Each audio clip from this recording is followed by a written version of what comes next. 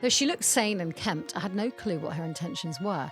In fact, I felt pretty vindicated in always locking my car doors immediately after entering.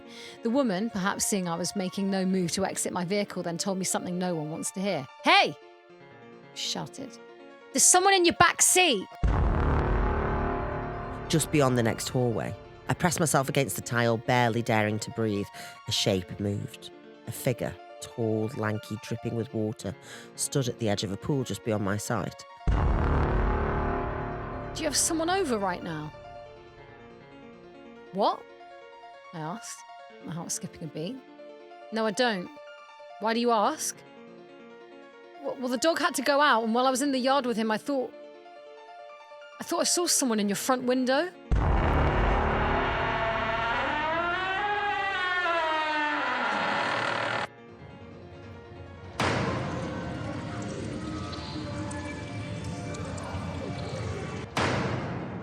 Welcome to episode 2021. We're going to episode 2021.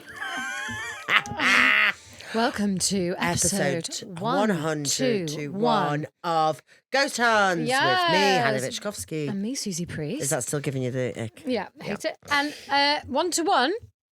Oh, we're having a 1-to-1 meeting, actually. That's what we're doing. Are we? Yeah, What, right now? now. Yeah, right now. What are you talking about? Oh, I see. What? Right. Okay, I'm with you. Yeah, 1-to-1. Yeah. Yeah, if we were colleagues, would we get on? Imagine this was our 1-to-1. And What job would we do? What job would you and I have met in in the corporate world? Definitely not banking. Definitely maybe you'd not. be in marketing and I'd be the receptionist. Oh.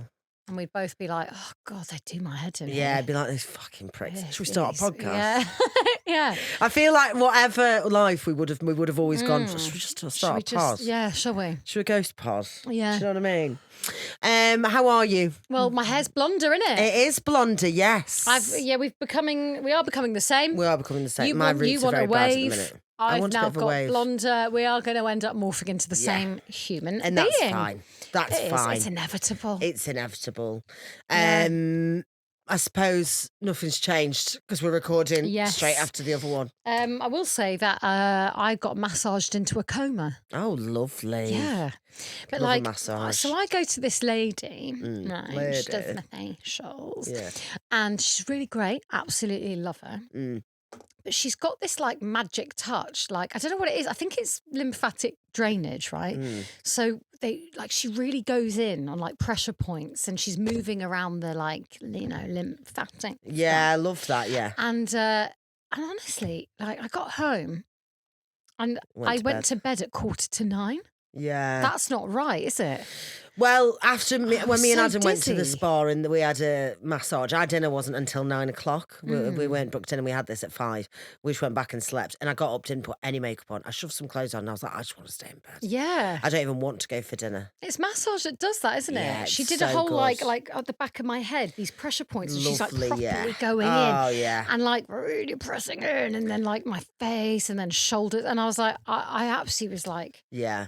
I thought I was going to pass out on the I bus. Love a massage. And then you got a bus home. Fucking I know. hell. And it took me an hour and like 3/4 to get home from Are you kidding me? Northfields to North London. Yeah, it was absolutely outrageous. It was such a disgusting journey, and it had undone all that. Why? It's just so fucking far. Like she's far away. Oh, no, I wouldn't But be she's doing worth that. it. Is she? Well, Yeah. after a fucking hour and 45-minute bus journey, after would kind of negate my massage. Yeah. Why am I wearing a cap? I don't know. I did Shall I wonder take it that. off? I don't know. Sure. Let this blonde out. Yes. I think it's because it's so blonde. I haven't quite worked out what I feel about it. Yeah. No, it's nice. Do you like it? Yeah, it's Should I get a tarot going? Please. Should I get a tarot on Thought the you'd boil? never ask. Yeah, come on. Oh my God, we have some really exciting guest news coming soon. Can't say anything yet, but listen. Yeah. Just you fucking wait. Ooh, What Ace have we of got? Pentacles. Ace of Do you know Pentacles. what it is? It's like it's a hand that's coming out of a cloud that's holding a coin. Lovely. Do you know how I like to guess these? Yeah, go on. I'm going to say, from the dark comes light. It's like I've been through something bad. Right. But it's kind of like hope. You've absolutely smashed it. Really? You've absolutely smashed it. Oh, was it reversed or upright? Upright. A new financial or career opportunity. Oh. Where are you going? Oh, no, don't worry. What's I'm the not plan? going anywhere. Absolutely nowhere. Abundance again. We're abundant with abundance. Wow. We've just got so much abundance. Birthing pound the coins. Ace of Pentacles depicts a hand, blah, blah, blah, blah, blah, a large coin, blah, blah, blah, blah, blah. The land of the I can see all that, can't I? Wow. Represents new beginnings, opportunities, potential. Do you know what? I'm getting quite good at reading these cards. Yeah. Wow. Okay. Look at that. Stunning. Shall we do a story? I think we should. Shall we? Mix it up. Yeah. I and want do a story. You read me a story. Okay. Please. I'm going to lean back and enjoy this. I've been trapped in the... Oh, fuck. I've already fucked it. I've been trapped in the endless pools for days. I'm not alone. Endless pools? Endless pools. Like my eyes. You know how much I like the pool? Like my asshole. Like my assholes. It started when I was on a road trip, stopping at a dingy roadside motel off the highway. The sign buzzed weakly in the night and the old man at the front desk barely looked up when I checked in. Psycho vibes, innit? Room 6, he muttered, sliding a key across the counter. I didn't even have to sign anything. The room smelled like mildew. And mildew was in the last one. You said it funny last time. Mildew. Mildew. It's mildew. Yeah. But Americans say mildew. Oh, do they? Yeah, like tuna. Tuna. I do like the way Americans say tuna, I have to say. Tuna. It makes me really... tuna fist sandwich. Tuna fisting. Fist of tuna. Yeah, fist of sandwich. Welcome to a new episode of Fisting the Tuna. No one call the RSPCA, please. It wasn't good, but I wasn't in a good place. I have to say, sorry to interrupt. Yes. I really like a tuna sandwich. Yeah, Nowhere me too. does it well. You have to do it yourself. You do, don't you? In my opinion, it either has to be a crusty roll, right, like crusty bread, like hard crust on the Yeah. outside, or cheap white bread. See, I kind of disagree. What do you think? Well, needs to be on it? there's a Blackbird Bakery. Do you know that? It's like South London. They do they've got all, I don't know, like 4 branches. Yeah, I do, they yeah. do a fucking great tuna sandwich. Right, what's on it? Well, it's What's got in the it? crunch of the red onion, and it's got a really good level of mayo to tuna, and lashings of butter on either side. It's like we're in the famous 5. But Matthew McConaughey's tuna recipe looks fucking delicious. It does, but anything he talks about makes me feel sick because he's dirty. What do you mean? He doesn't wash. What? Doesn't wash. Doesn't use deodorant, doesn't wash. He's a dirty man. Oh, I bet he stinks. I bet he stinks of tuna. Yeah, Tuna. tuna and cheese. Yeah, coming anything from he his says gives me the smegma. ick. I do like a tuna didn't and know cheese. that. I like a tuna melt. Love a tuna melt. I don't. Don't you? No, Oh, I do. I love because a it tuna has melt. to be the fresh crunch, cold. Yeah. Like the idea of the hot tuna makes me like tuna bake. I kind of know what you mean, but I do love a tuna. I do it where I get a wrap, put tuna mayo on, bit of red onion, and then I put cheese on top. Quite like a good layer of Yeah, grated yeah. cheese. And then I pan fry the cheese side. Oh, that's And then what nice. happens is the cheese kind of melts up to the tuna and the tuna stays quite cool. Cold. Yeah. That's good because then the wrap's got Yeah. a nice crunch on it that We side as love well. it. Yeah. Do you know what? Oh, God, I might do that when I'm home. Yeah, I do like a good tuna melt. You know. So what kind of bread do they use at this fucking Blackbird Bakery Obviously then? sourdough, innit? I see. Yeah, but I'm not thin. that bothered about sourdough. And it's so, oh no, it's good. I'm not that fucked. Yeah. I like a Tesco tiger bread baguette. Tuna. What also is annoying is that they always use like mayonnaise. And I cannot abide like mayonnaise. I find it so Well, sweet. sometimes salad cream's quite good with it. No, I don't know about that. No, it's I love nice. It salad gives a cream. tang. Light mayonnaise is one of the most abhorrent things I've I ever actually had. disagree. I actually think hate it's it. better than full fat No, mayonnaise. I find it too sweet. Do you? Yeah, I find it really sweet and claggy and really chemically. Mayonnaise is something that no matter Yeah. how healthy I'm trying to be, I will just always use full fat mayo. Well, you shouldn't have anything processed. No. This is what they're saying. So we just eat fat and egg yolk. Yeah. Stunning. Yeah. Just a I would tub of always. Anchor. I think tuna sandwiches should be really simple. Cheap white bread, loads of Lurpak. Oh, I love Lurpak. Yeah, Lurpak's the one and only. The only one. Kerry Gold. And I'm not It's just all saying right. that because I have an Irish boyfriend. It's all right. Come on now. It's okay. Really? Anchor, It's quite nice and not salty. Anchor. Lurpak is salty. my. Lurpak ultimate. is good. I will my give ultimate. it. And it's nice and pale as well. I don't like a yellowy butter. Oh, I love a yellowy butter. No, it scares me. Why? I want a really pale one. Oh. And then loads of sea salt on it. Where were we? Shall we 'Cause begin? I have no idea what you've just said in that story. Let's so- start again. Okay. It started when I was on a road trip, blah, blah, blah. I got to a dingy-looking motel. Yeah. The old man at the front desk gave him a key and was like, room 6. The room smelled like mildew and cheap cleaner. It wasn't good, but I wasn't in a good place. My husband, soon to be ex, and I had gotten into another fight. He shouted, I shouted, the dog barked. I left. And then I was there at Palm Island Motel, just 3 miles south of the Georgia border. My mood was so far south that there wasn't any map left for it to travel down. Wow. So, the flickering bathroom light annoyed me. Big surprise. Everything was annoying me. I decided to turn it off and wash my face in the dim glow of the night lamp.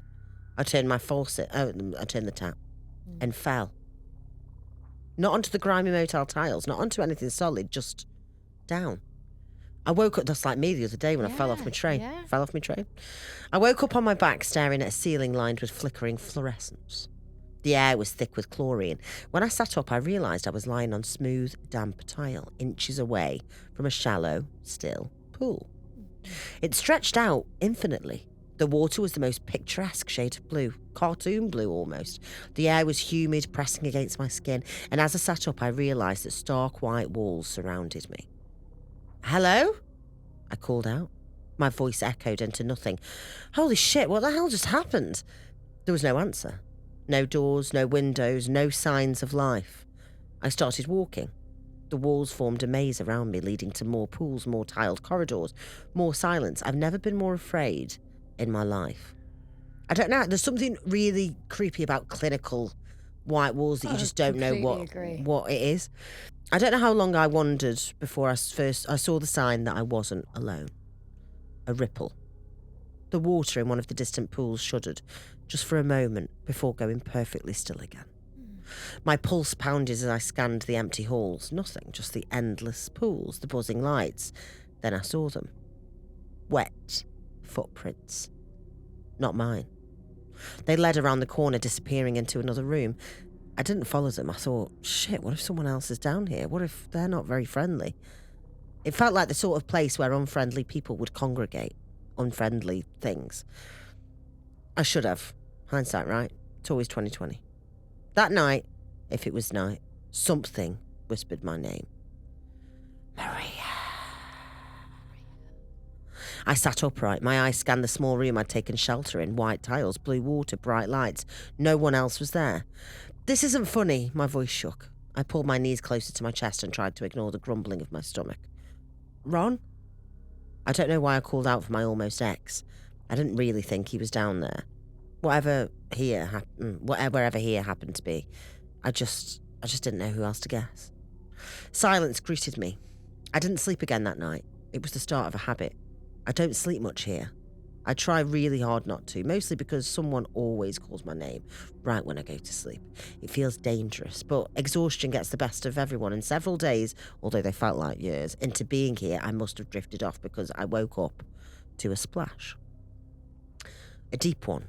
Close. My stomach twisted as I sat up. The pool beside me had ripples spreading outward. Something had been here, maybe it still was. Then I heard the breathing. Slow. Wet. What's a wet breath? Tuna. Just beyond the next hallway, I pressed myself against the tile, barely daring to breathe. A shape moved. A figure, tall, lanky, dripping with water, stood at the edge of a pool just beyond my sight. So is it like she's wandering around in these mazes and there's just pools off to different sides? Yeah, and also, is this in her dream?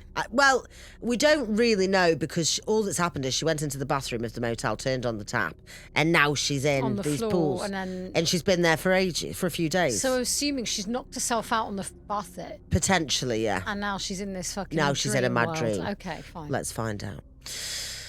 It didn't move like a person. It swayed, almost floating above the tile, as if deciding whether or not to step into the water.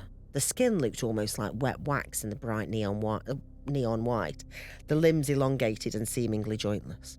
Then it bent. Oh, do you know what? I've got athlete's foot. I've told you about this. You do? Yeah, nightmare. What? Yeah. How? I don't know. Ugh, Swimming isn't baths. that fungal?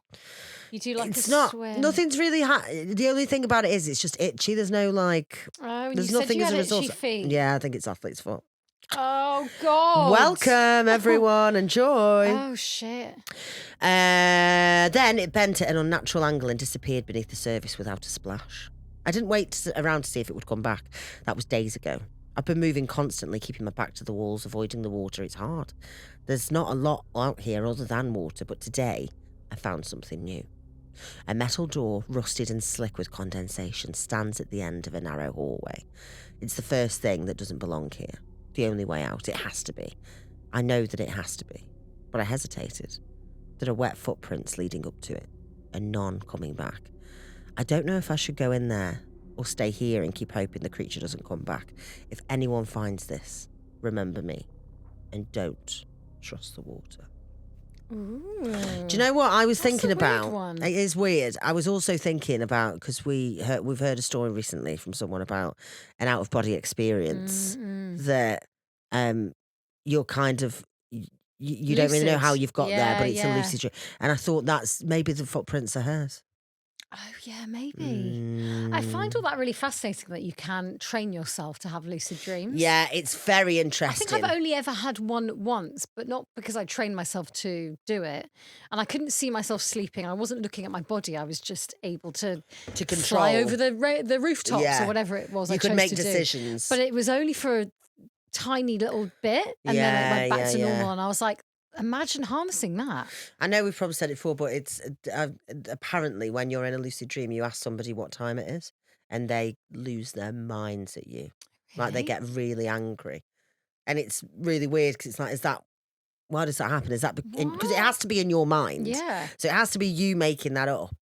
But does it? Because what if lucid dreaming's another dimension? And well, I just like the idea that you can train yourself to do it. A part of me's like, yeah, I've got a few afternoons free. Yeah, I'd love to do that. Should we try? Who is it? Yeah. We should go to a sleep clinic. Do you think ghosts are for the privileged? Sorry? Do you think? Don't know what you mean. Because, like, who with a busy life and, a fucking kids to feed, divorce to handle. Oh, who can be asked? Who at that point is going, oh, I've got a haunted house? I don't think I'd care that I had a haunted house at that point. I think I'd be like, that's the least of my problems. Do you think it's for people who have no problems in their life? Yes. That's a bit controversial, isn't it? Well, it's always people who've got more time on their hands. I mean, look at us. Yeah, I know. We've got... Well, this is the thing. I'm like... Do ghosts affect people who just have time on their hands? I think we're looking for them as well, and we're like, oh, what about this? Well, you haven't really got time to consider it when you're trying to do the school drop-off and do all the... Well, exactly. All the so bits someone of who's life like, I've got fucking bigger problems than a fucking ghost in my house. Yeah. I wonder, maybe ghosts are privileged. Yeah, maybe they... I don't know if I like that. No, what do we think about that? It's very political. Very Tory. Very political. Very Tory. Tory ghosts. Tory ghosts. Well, on that have you got one for me? Yeah. George. Okay, here we go. I like to think that I take my personal safety very seriously. Yeah. I don't stand too close to the road while waiting for the walk signal. I have my location shared with my sister and mum. I keep my wits about me when I'm out in public, and I try not to dawdle after getting into my car. If only I'd been more diligent about that last rule. I always dawdle in my car. Always. I might not be in the situation that I'm in now. This could be me. Early this morning, just after midnight, I was sitting in my parked car outside of my favourite grocery store. I was exhausted from picking up a friend's evening shift, and so I stopped to grab dinner on my way home from work. The store is in an isolated part of town, but I'd never felt unsafe in the area. Then again, I'd never been so late at night.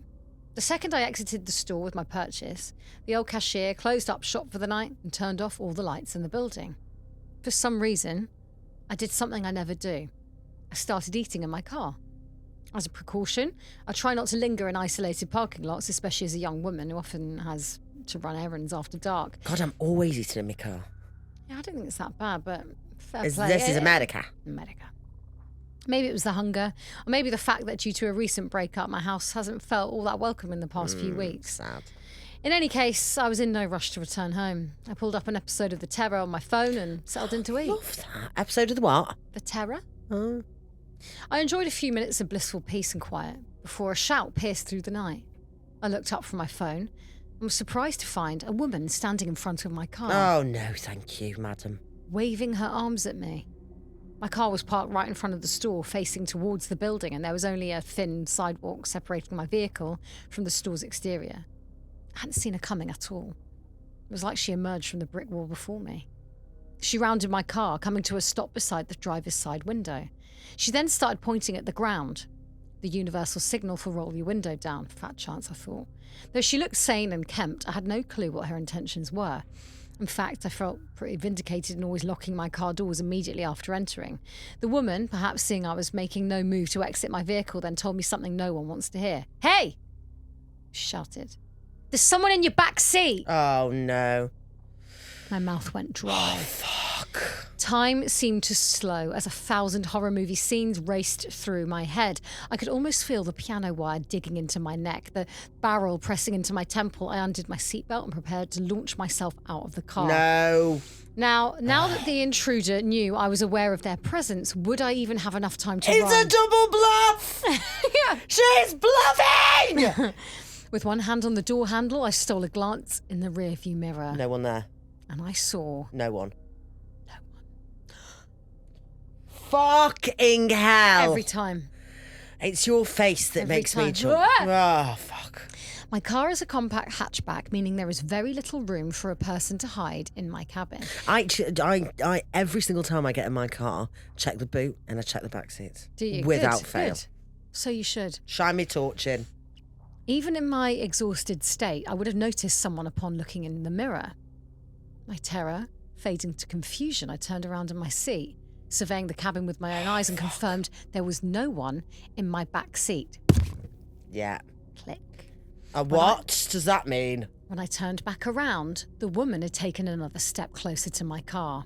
Her body was barely a foot from my door, and Lock her the door. fingers were wrapped around Lock the the handle. door. Lock the fucking door. Lock the door. There were a few more deep clicks as she tried, unsuccessfully, to open the locked door. I raised my gaze and she gave me an odd smile, as though she and I were sharing a private joke.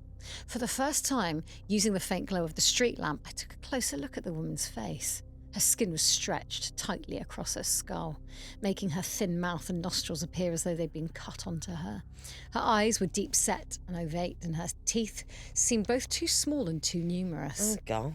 It's I like allowed a my- little fish. Yeah, little fish. Like that poor fish Oh, who went... she's a tuna. Do you know the one that floated to the surface and died? What? It's called an angelfish or something. It's all in the memes. Anyway, I don't have time. Sad. I allowed myself a brief moment to gawk at the face before me, and then I threw my car into reverse and hightailed it out of the lot. For a few disheartening seconds, the woman held on to the door, Oh, no. keeping in step with my vehicle as I backed up. I'm not sure disheartening's the right word. It's Petrifying. petrified. Luckily, she soon let go and I drove away, my mind racing with the realisation that the woman was trying to bait me out of my car. Yeah. Even more disturbing was the fact that it had almost worked. I wonder if she had others with her that I simply hadn't seen and what she'd wanted from me. I hoped I'd narrowly escaped a robbery as opposed to something more sinister. I got back to my house 20 minutes later. Still shaken from my encounter, I rushed inside the house and made sure that all of my doors and windows were locked. My exhaustion did little to soothe my nerves. My mind played tricks on me as I got ready for bed, conjuring up flashes of the woman's face in the dark corners of my house. Once I finally fell asleep, my fears followed me from the waking world. I had long, vivid nightmares, most of which I either forgotten or was irrelevant. All I know is that when I jolted awake some hours later, it was the sound of frantic banging on my door. I sat up in bed, unsure if I was still dreaming. My alarm clock read 4:17. It was far too early for someone to be knocking on my door unless there was some kind of emergency, which, given the forcefulness of the knocks, there may have been. Slowly, I rose from my bed and inched towards the entryway. I'd never been in a situation like this before, and I was at a loss of how to react. I didn't smell a fire, thankfully, but that didn't mean everything was okay. Suddenly, I heard a man's voice calling out my name in a questioning tone. It sounded quite familiar, but I couldn't place immediately who it was. "Who is it?" I called back. "Brian," answered the voice, and relief washed over me. It was my neighbour Brian, who lived in the house across the street. We weren't close exactly, but I often saw him walking down the block with his dog Bailey. I turned on the entryway light, but as I was still in my sleepwear, I didn't want to open the door unless I had to. I called back to him. "What's the matter?" Well, he began. I heard his voice crack and he cleared his throat. Do you have someone over right now? What? I asked, my heart skipping a beat. No, I don't. Why do you ask? Well, the dog had to go out, and while I was in the yard with him, I thought I saw someone in your front window. Oh, no, bitch! Get out of my house, bitch! Get out of my house, bitch! Someone who didn't look quite right. Oh, God, she's mad. I stilled, feeling as though I was in a terrible dream. I turned around and glanced down the dark hallway, and I Imagine if she's just in the window going... I'm a jelly! So good. That was from patreon.com/ghost. I wished... Oh, God, this is so not good content. Turning around and glancing down the dark hallway, I wished I had turned on more lights on my way to answer the door. She followed you home, I thought. She's in your house with you right now. I was ready to bolt out the door into the cold, but... Is this the same night? Yeah. Oh, God. Ready to bolt out the door into the cold, but by some miracle, I just had enough presence of mind left to consider my neighbour's words more carefully. Something was wrong. I stepped away from the door. Are you all right, Brian? No. He cleared his throat again, and when he next spoke, his voice sounded slightly different from before, as though he was testing out a new timbre. Ah. Of course. A new tongue? Timbre. Oh. Timbre. Timbre. Popped out another... Timbre. Like, can I just try it your tongue? Of course. I just got a bit cold here. I wanted to check in on you. My voice wavered. Why have you gone mad, Brian? I voiced a question to my neighbour. But your dog, isn't it? A girl? Brian didn't respond. My mind reeled in the torturous silence, trying to discern whether the threat was outside the door or inside the house with me. After a full minute of complete stillness, the handle to my front door began to move. Brian's running a sex trafficking ring. Yeah, Brian's a fucking... Yeah, this is all Brian. Yeah. It rotated downwards as far as it could before the lock stopped. Then it shook as the person on the other side of my door pulled onto the handle. This happened several more times as the person tested my lock, and then there was a powerful bang! Oh. As though someone had rammed into my door with all their might. After that, there was silence again. I stood frozen in place for another minute. I had no peephole, but I worked up the nerve to walk into the living room and peer through the blinds into my front yard. In the distance, walking down the street away from my house was a figure. Although I couldn't see the face, something deep within me knew it was the same person who had tried to open my car door. I watched her walk away into the quiet night until she disappeared from view. Needless to say, I didn't get much sleep for the rest of the night. I split my time between roaming the perimeter of my house, looking for anything suspicious, and sitting in my kitchen, running the events of the night over in my mind. The most likely explanation was I'd been dreaming. After all, I'd nearly been baited into opening my door to a potential criminal hours before, so it made sense I had a nightmare. But then again, I've never in my entire life had a dream so vivid. Maybe somehow the woman really did follow me home. She could have stuck a tracker on my car, but how does she know Brian's name, and how does she impersonate him so well? The sun's setting now. I haven't left the house all day. I've been too haunted by the idea of someone, or multiple someones, trying to draw me out into the open, and no matter how many times I check the house, I still feel as though I catch glimpses of the woman in my periphery. Her beady eyes and uncanny smile. I suppose I should try and get some sleep now. It's impossible. Impossible as that seems at this point. I just needed to get this down before I went to bed in case A, anything happens to me, and B, you ever think about blindly trusting the warnings of a stranger. Oh my God, bitch! That is petrifying. Innit? And obviously, it's like that mimicky skinwalker thing, right? Yeah. So she's like, I'm going to be Brian. Yeah. Well, I'm going to be brown. I'm going to be brown I'm going to be blue. Going to be iris. Imagine if that had happened. Fuck. Would you like a little? Okay, this one is a little one. Down go. Okay, I'm so ready. A boy who got a summer job working in a cemetery. It was not the type of work he would normally choose, but his dad was friends with the undertaker and had convinced him to take the job. Not really sure that undertakers have rule of cemetery, but whatever. Okay. Despite his fear of dead bodies. It was a very eerie place to work, and after being there for over a week, the boy still got the creeps when he caught sight of a corpse. I think that's fair enough, isn't it? Yeah, you shouldn't have to see that shit. No. Luckily, he didn't have to get anywhere near the dead bodies. His work consisted mainly of digging graves, sweeping, polishing and cutting grass. His boss, the undertaker, was the one who prepared the dead bodies for burial. The scariest things were the vaults. Families bought these large tombs, and every member of the family who died was placed inside the vault in a coffin. It creeped him out to think about all those bodies lying around inside the dusty chambers and the secret rooms.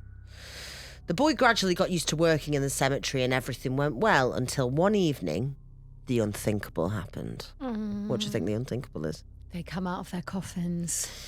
While he was inside one of the vaults, sweeping the floor and polishing the nameplates, a gust of wind blew the vault door shut. Oh, God. He realised... I would imagine that vault doors are a bit heavier than like a... Well, like a cardboard door. I like your wind sound. That's lovely. He realised his horror. It sounds inappropriate. He realised to his horror that he was trapped in the crypt, surrounded by dead bodies in coffins, with no one to help him. His worst nightmare was coming true. He shouted and hollered, but it was no use. The undertaker's house was too far away and nobody could hear him. I think they're confusing an undertaker with a vicar. Do you know what I mean?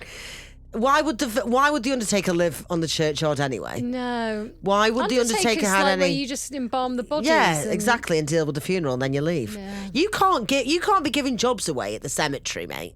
Yeah. Have a look on company's house. Let's see who really owns this business. Vacant pig.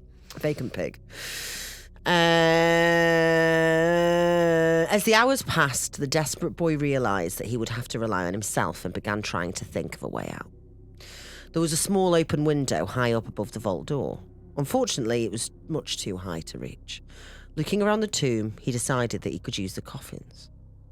If he stacked them up one on top of the other, they could form a flight of steps. Oh, God. After stacking the coffins up against the door, the boy climbed up on them, gingerly taking care not to tip them over. Oh, imagine. Just because they're going to be rotten, that would. That you're going to get your fucking foot caught. Yeah, hoof in the face. Oh, well. He stepped on the top coffin and the wood gave way. His foot went straight through the coffin lid and he felt a sudden, sharp pain. Crying out in agony, he could picture the splintered wood and the rusty nails sliced into his skin. It's no joke. This is dangerous. Sepsis, all sorts of things. The stack of coffins began to wobble, and for one horrifying moment, he thought he was going to lose his balance and tumble down to the stone floor. Luckily, he managed to grab onto the window and steady himself. He could feel blood trickling down his leg. Despite the pain he was in, the boy pulled himself up and began shaking his leg to free himself from the coffin lid. The stack of coffins tipped over and clattered to the ground. Clinging to the window, the boy pulled with all his might and crawled through the narrow opening. He dropped down on the outside and limped towards the undertaker's house to get help. The undertaker came out and found the poor boy lying on his doorstep, clutching his bleeding leg. He carried the boy to his car and drove him straight to hospital. After the doctor washed all of the blood, he began to examine the boy's wounds. "How did you get these?" asked the doctor. "I got cut by some broken pieces of wood," said the boy. "But these aren't cuts," said the doctor. "They're human bite marks." Oh, no! Ah! Oh, shingling. Shingalingy. Whoa. That's rank, innit? Oh. The end. Oh, that's a good little twist.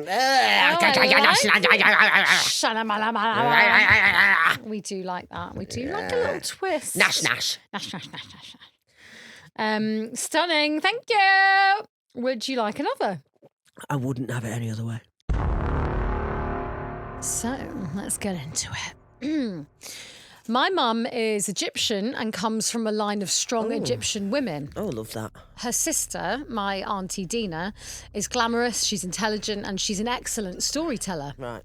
She used to tell me all sorts of tales, particularly of the glorious first ever female pharaoh of Egypt. Oh, Cleopatra.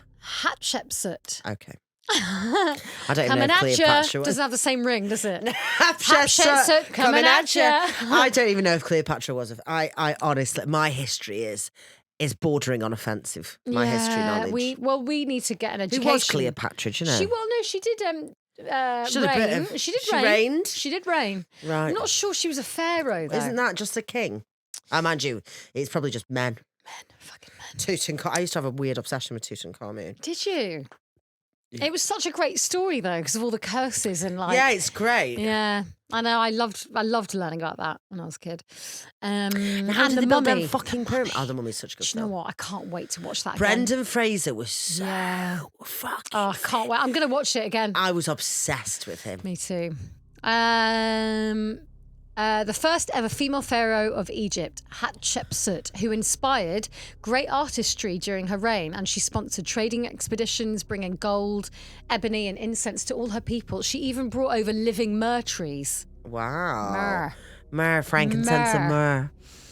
On a family trip to Egypt as a little girl, I remember gazing in awe at Hatshepsut's obelisk, towering gold against the blue sky. Lovely. And I like to imagine this singular, strong woman reigning in glory, only for her legacy to be erased by the weak men who surrounded her and longed for her power. Her reign was obliterated to ensure male supremacy. She took the throne to help her infant son eventually take his place as pharaoh when he was just 8 years old, who in turn removed her name from history. What a fucking piece believe? of shit. Yeah, I can. I can, yeah. Dina whispered that the soul of Hatshepsut was in the breath of the wind and the grains of glittering sand, and all I had to do was close my eyes to summon her. I was enthralled when Dina said with a wink that our ancestors can be traced all the way back to this time, and she is in our very blood. And there's proof, she'd say matter-of-factly. We only bear daughters. It's the curse from Hatshepsut herself. For sons only produce terrible suffering. The legend goes, if a son is born, only one can survive. Oh. My mum would scoff at her, saying it was a coincidence there were only girls born in our bloodline, and so the conversation would meander elsewhere and I'd forget about it. As I grew older, I lost my wonder for ancient Egypt. It was a drizzly morning in December when I got a call from my mum telling me that Dina wasn't well and we'd best visit her. I remember my first thought was that it was inconvenient. My work at the time was all-encompassing, but then I remembered standing with Dina all those years ago, hand in hand, gazing up at the obelisk, feeling like I could rule the world like Hatshepsut did. Aww. A terrible illness had seized her, and I feel grateful that we did go to be at her side. She'd been allowed to spend her last days at home in Cairo. The weather was unusually hot, and one particularly stuffy evening, I finished washing up and took a fresh glass of water to her bedside. She was breathing softly and looked peacefully asleep. I placed the water on her bedside table and went to leave when I heard, "Layla, come, I must give you something." The moon was high in the sky and shone through Dina's window. Her eyes were open now, glittering like scarab beetles. "Fetch me my jewellery box." I did so. It was a majestic dark wooden box, inlaid with mother of pearl, and inside was the finest pink silk to cushion the beautiful golds and silvers Dina had collected over her lifetime. I used to sneak this box open as a child, carefully pushing the bangles on and hanging the dripping gold necklaces around my neck when I thought no one was looking. It made me feel like an ancient Egyptian goddess. I felt a terrible sadness passing the box into Dina's weak hands. Dina very carefully removed the pink cushioning tray to reveal a small hidden compartment at the bottom of the box. Oh. I couldn't help but smile. Younger me would have jumped on the bed next to my auntie to peer inside, but I patiently stood by her side. "Take this, Layla."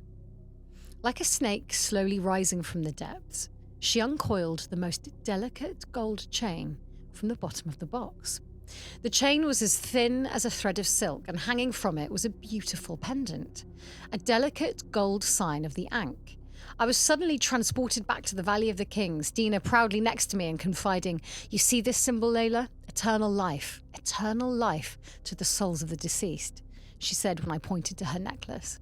And she tucked it beneath her shirt once more, and I never asked about it again. "It's yours now," she said, smiling. "Don't lose it. It's my time. I belong where the reeds are, but you have more time down here. Wear this. Keep it close. Always." I tucked a loose strand of hair behind my beloved aunt's ears and insisted I would.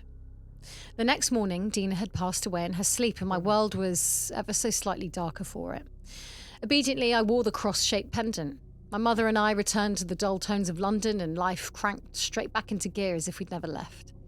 Years later, My husband and I were blessed with the news that we were having a baby boy. After the scan, I recalled my auntie's words. Only one can survive. I called my mother and she laughed softly and told me not to worry. We chatted about how magical Dina was and how much we missed her. I'm not one for superstitions, but I kept the amulet around my neck.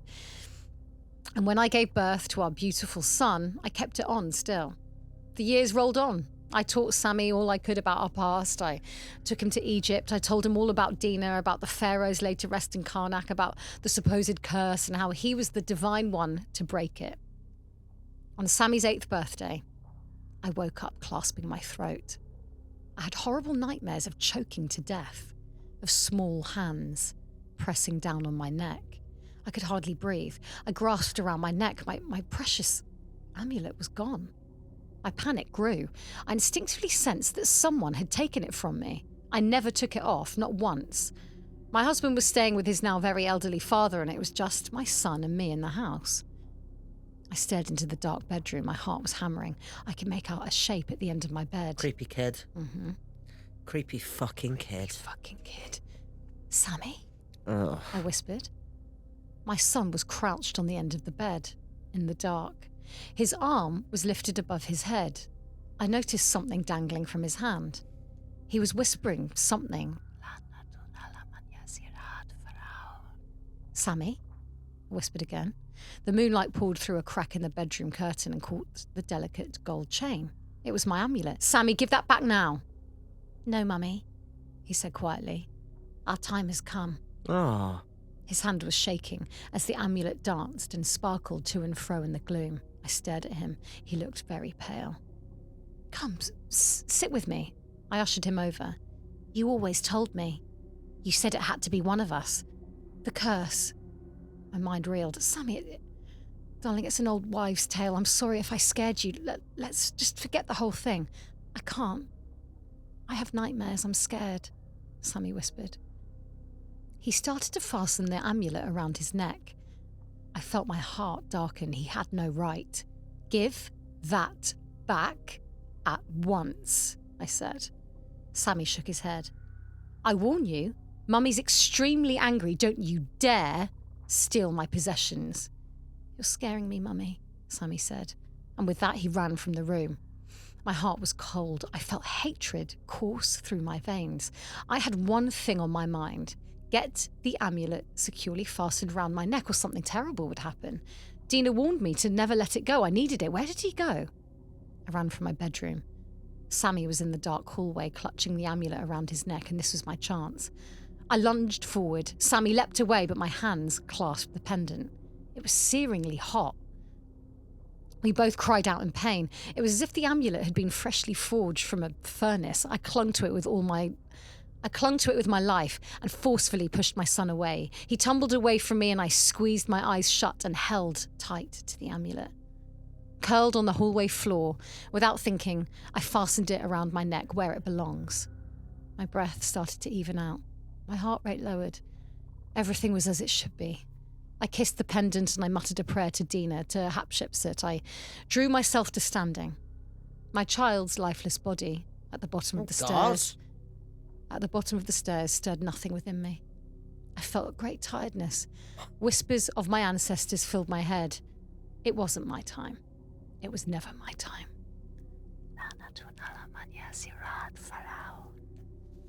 The end. She killed a kid then? She killed a kid. Because it had to be one of them.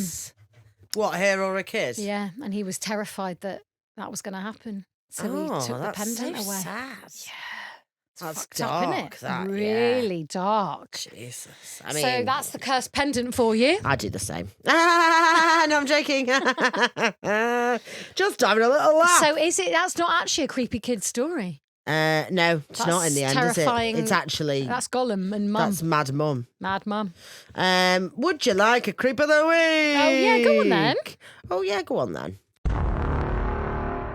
Someone's just put on Patreon, Hannah, I thought you'd appreciate that my wife and I named yeah. our new foster cat Big Suze. Why would I care about that? After your adoring nickname for Susie, love y'all to death and beyond. That sounds like they've just named the cat after you and they're trying to appease me. Hannah, Hannah, guess what we've done for you? Amazing. That's cute, isn't Guys, thanks. But can you get another one and call it Hannah, please?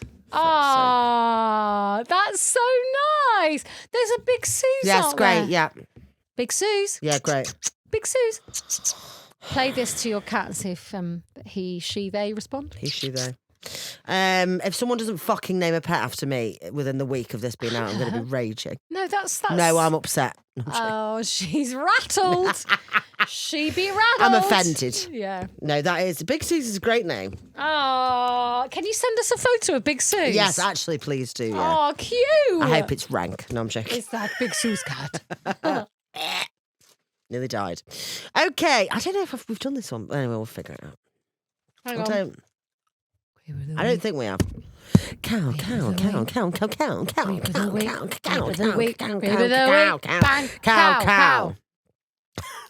Such chaos. It is chaos, I know. Hey, Hannah and Susie, first of all, I want to say I love you guys so much and your uploads make my day. You really are gorgeous, gorgeous girls, and you always put a smile on my face. My name is Carly. You can say my name. When my dad was in high school, the kids were allowed to go home for lunch if they wanted to. So a group of the popular boys went over to one of the boys in the group's house to use a Ouija board. When they go out to school, my dad saw them in the gymnasium. They were the hardest boys in the school, but they all looked absolutely petrified and had all completely gone white in the face. They would take it in turns to throw the planchette at the wall, attempting to smash it. They sound like twats. For ages, they were throwing it repeatedly, but it wouldn't break. My dad has never forgotten the looks on their faces to this day, and he thinks they saw or experienced something that spooked the life out of them, and they were trying to destroy the planchette in their hopes that they'd never encountered what they experienced on that day again. Here is the creepiest story out of the two. When my dad was in his 20s, he moved into a flat with his cousin that was above a NewsAgents. His cousin Simon worked there, and the manager, Norman, would always tell him that the shop and flat above was haunted by Fred, the man who owned the shop and lived above it in the 50s and the 60s. Back then, it was a sweet shop. Love a sweet shop. Until Fred died. He died at home above the shop. And years later, a news agency bought the sweet shop along with the shop next door and the two flats above, which they converted into a big shop, as well as flats upstairs. So it was now one big flat. I hope that makes sense. The shop was made into a John Menzies, which my dad says was basically like a W.H. Smith. They had more sweets, though, and also sold DVDs and records. I love those shit shops. You know what I mean? Like, they're just full of bonkers stuff everywhere. I loved a Woolies, me. After moving in, my dad started to get a weird feeling like someone was watching him and would just feel uneasy at times. This would only ever happen when he was in one half of the flat, the half that was above where the sweet shop used to be. Weird things would occur, like the kettle would just start boiling on its own, or the stereo would switch itself on at random. My dad would come home and the grill would be on. It would be roaring out and smoking. My dad would just be freaked the fuck out. Other times my dad would be sitting there and the TV would switch on. On one occasion, Simon's girlfriend was at the flat doing some ironing when a glass of wine flew off the table. Creepy things would go on that couldn't be explained. There was a glass partition between the kitchen and the living room. My dad said that he was just sitting on the sofa when he saw something on the glass out of the corner of his eye. Wondering what it was, he got up to investigate, to find a big smear that was 100% the outline of a face. He could literally see the eye socket, cheek and chin of the face as if it had been pressed right up against the glass, and this really freaked him out. My dad and his friends had been collecting beer cans and stacking them into a pyramid. It was stacked on a table in the dining room and had been there for days. One day, my dad was home alone and was sat on the sofa when he felt like he was being watched again. He got up and walked into the kitchen, muttering to himself, "There's no such thing as ghosts." When all of a sudden, the beer cans went flying across the room like someone had swiped them off the table with force.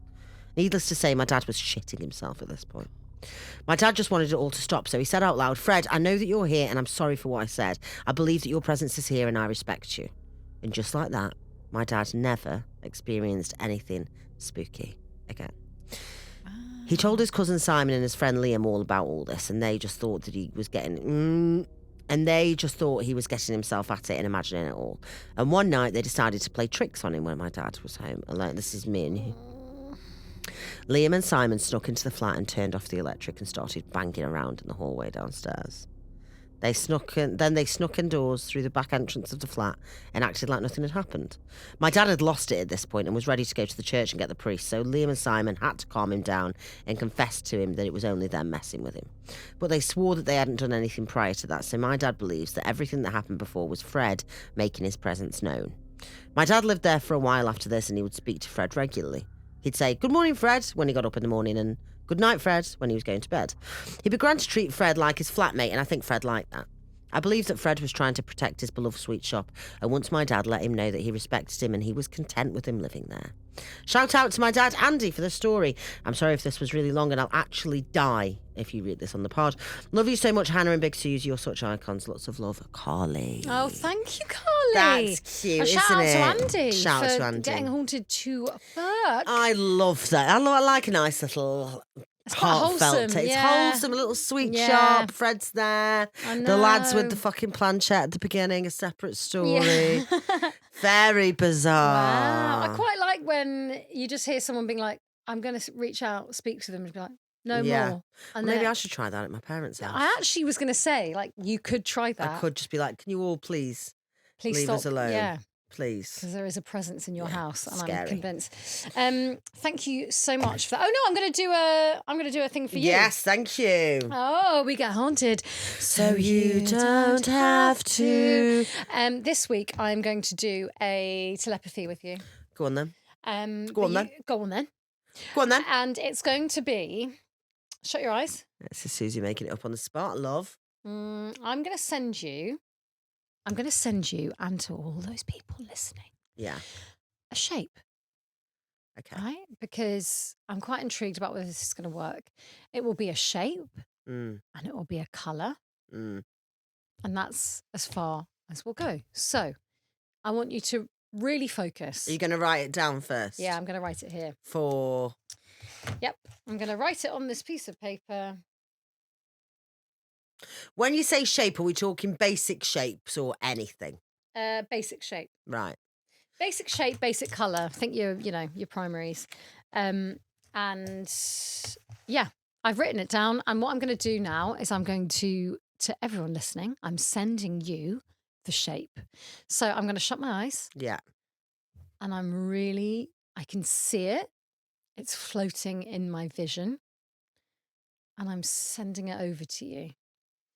And tell me if you get either shape or colour, whichever first. I've kind of got a mixture of the Yeah. two. Can I just tell you, I've got two of each. Okay. I think it's either a square or a circle, Correct? and it's orange or yellow. Mm. Sorry, I didn't mean that. I meant yellow or green. No, Oh.